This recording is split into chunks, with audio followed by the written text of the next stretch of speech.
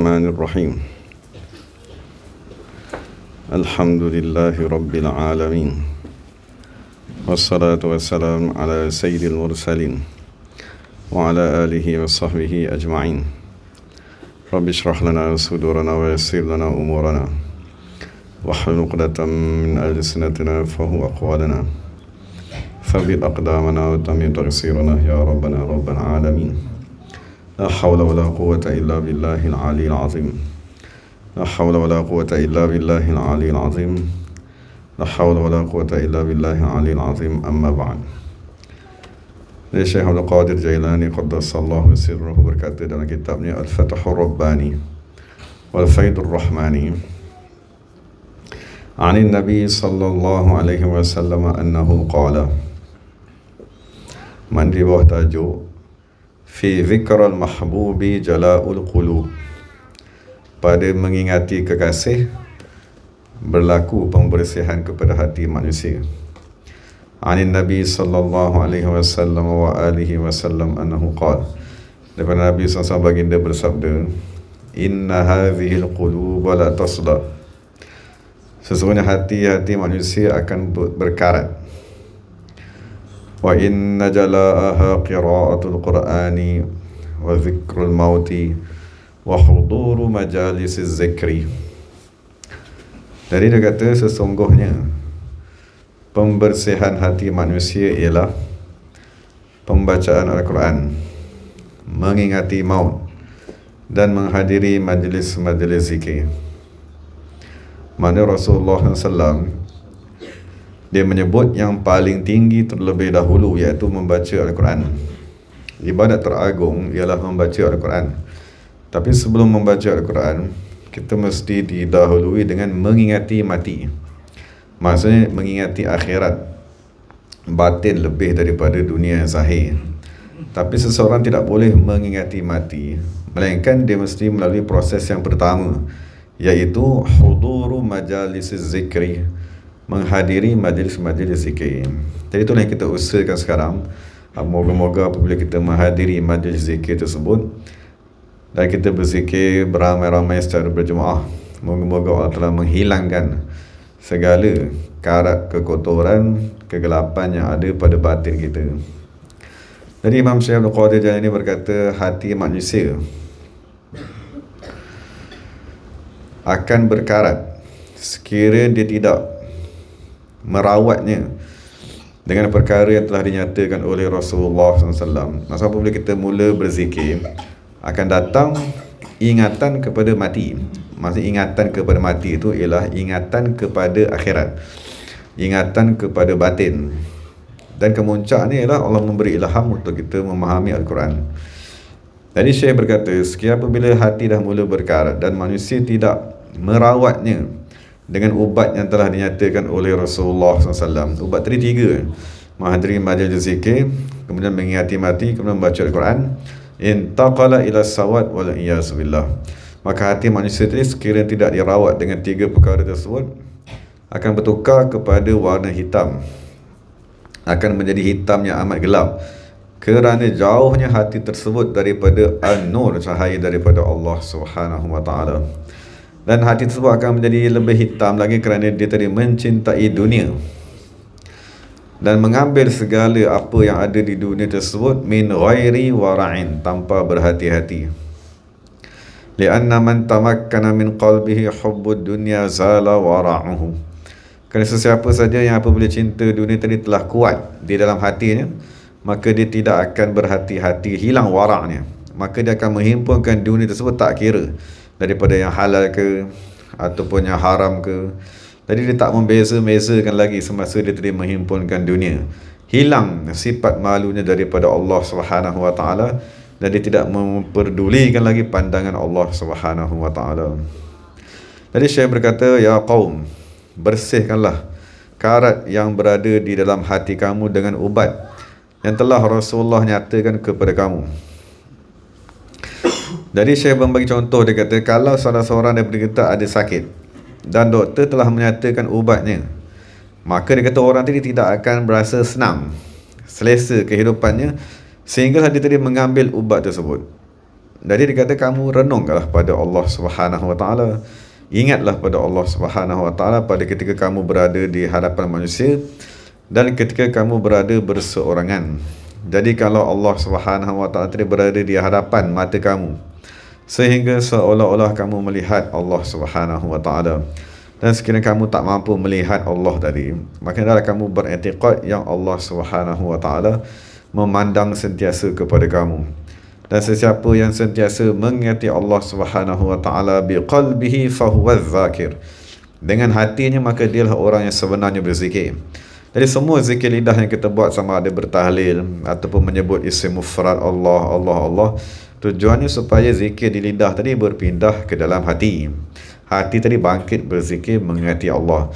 Jadi penulis kata, Syekh berkata, wa man lam yadhkurhu biqalbihi, siapa yang tidak berzikir mengingati Allah dengan hatinya, maksudnya zikir tadi tak berpindah daripada lidah ke dalam hati, falaysa bidzakirin, maka orang tadi belum lagi dihukumkan berzikir. Walaupun dia tadi memegang tasbih, walaupun dia tadi menghadiri majlis zikir dan seumpamanya. Jadi dia kata al-lisanu hulamul qalbi wa taba'un lahu. Lidah ni dia ialah bekerja kepada hati dan dia mengikut hati tadi. Jadi sekiranya hati tadi tak berzikir, maka kita hukumkan lidah tu sebenarnya masih belum berzikir lagi. Kemudian Syekh menasihatkan kepada kita, dawim ala sama'il mawa'iz, berterusanlah untuk mendengar kata-kata nasihat. Fa innal qalba idza ghaba 'anil mawa'izi amiya, kerana sesungguhnya hati manusia ni apabila tak mendengar nasihat, maka hati manusia tadi akan mati. Dan itu tujuan apabila kita masuk berada di dalam jemaah, supaya ada orang yang boleh menasihatkan kita dan supaya ada orang yang boleh menegur kita. Kerana tak ada manusia yang sempurna, kan? Maksudnya manusia sentiasa dididik. Rasulullah SAW berkata, Allah Ta'ala yang mengadabkan daku, maka Allah Ta'ala membaikkan pengadaban yang diberikan kepadaku. Jadi Rasulullah kan ditegur oleh Jibril AS melalui daripada Allah Subhanahu wa taala. Jadi bila kita nak ditegur itu, apabila kita mendengar al-mawa'iz, nasihat.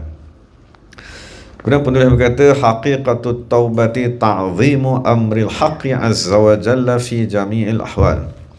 Jadi perkara kedua yang perkara pertama yang kita minta ialah Allahumma inni as'aluka taubata. Kita minta taubat daripada Allah Subhanahu wa taala. Jadi persoalannya, apakah taubat tadi? Taubat tadi bermula dengan kita meninggalkan segala maksiat yang zahir. Kemudian kita meninggalkan maksiat yang batin. Dan apabila dua-dua maksiat zahir dan batin kita dah tinggalkan, dia mestilah ada di dalam diri kita ta'zimu amril haq, mengagungkan urusan Allah Subhanahu wa taala pada seluruh keadaan. Maksudnya di sisi kita, berzikir ialah perkara yang paling agung yang kita nak buat dalam sehari-harian. Nak berduduk berzikir tadi, kita bersungguh-sungguh membersihkan pakaian, membersihkan tempat zikir, membersihkan mulut, nak menghadiri majlis zikir. Maksudnya kita nak datang dari pukul 9 suku tu, daripada maghrib tu kita dah bersedia, bersihkan badan. Itu dipanggil ta'zim, mengagungkan urusan Allah Subhanahu wa taala. Jadi sekiranya kita mengagungkan ibadat yang teragung, yang Allah kata wala zikrullahi akbar, sesungguhnya zikir tadi adalah ibadat yang paling agung, maka itulah tanda kita bertaubat. Tapi selagi mana benda yang Allah agungkan kita belum agungkan, maka orang tadi dalam proses menghapuskan dosa dulu. Jadi tanda, dia kata wa haqiqatut taubati, hakikat taubat yang sebenar ialah seseorang sudah mula mengagungkan perkara-perkara yang Allah Ta'ala agungkan. Walihaza qala ba'duhum, maka oleh sebab itulah setengah ulama berkata, al khairu kulluhu fi kalimataini, segala kebaikan di dunia ni dihimpunkan pada dua kalimat sahaja. Pertama ni ialah at-ta'zim li amrillahi ta'ala. Dan ta'zim ni memang orang Melayu pakai, dia kata sembah ta'zim, kan, menta'zimkan seumpamanya.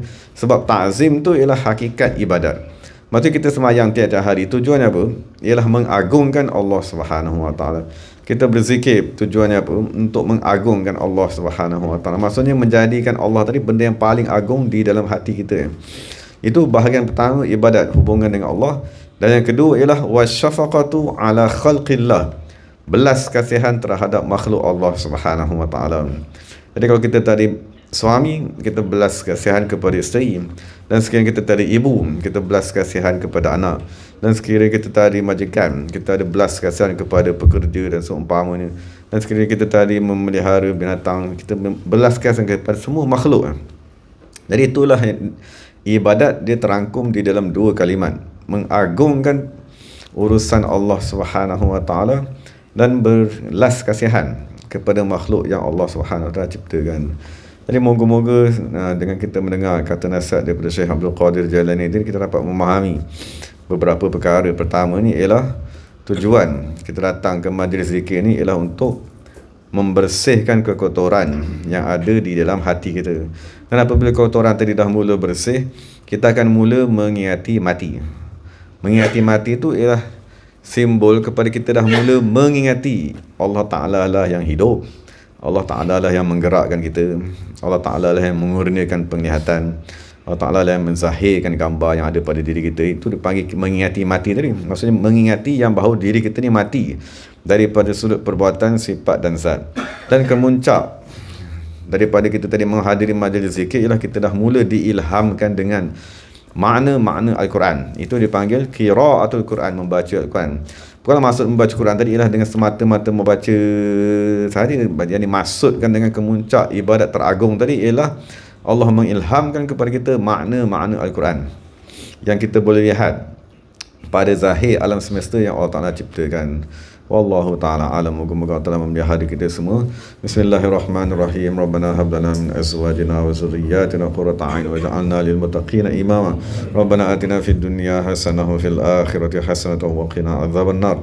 Allahumma ihfaz shaykhana wa murshidana wa qurrata a'yunina wa salana sayyid Salahuddin Hasan Husaini. Allahumma yarzuqhu wa iyyana sihhatan wa afiyatan wa salamatan wa afatan daima. Allahumma yarzuqna husna adab ma'ahu ridha wa mahabbatahu wa khidmatahu bi rahmatika ya arhamar rahimin. اللهم احفظ المسلمين في كل مكان وخصوصا في فلسطين برحمتك يا ارحم الراحمين. اللهم احفظهم وايدهم وانصرهم يا رب العالمين، وانصرهم يا رب العالمين، وانصرهم على عدوهم يا رب العالمين، واحفظ واشفي جرحاهم برحمتك يا ارحم الراحمين، واكلهم بعينك التي لا تنام برحمتك يا ارحم الراحمين، وبجاه سيد المرسلين سبحان ربك رب العزة عما يصفون وسلام على المرسلين والحمد لله رب العالمين. تقبل الله منا ومنكم.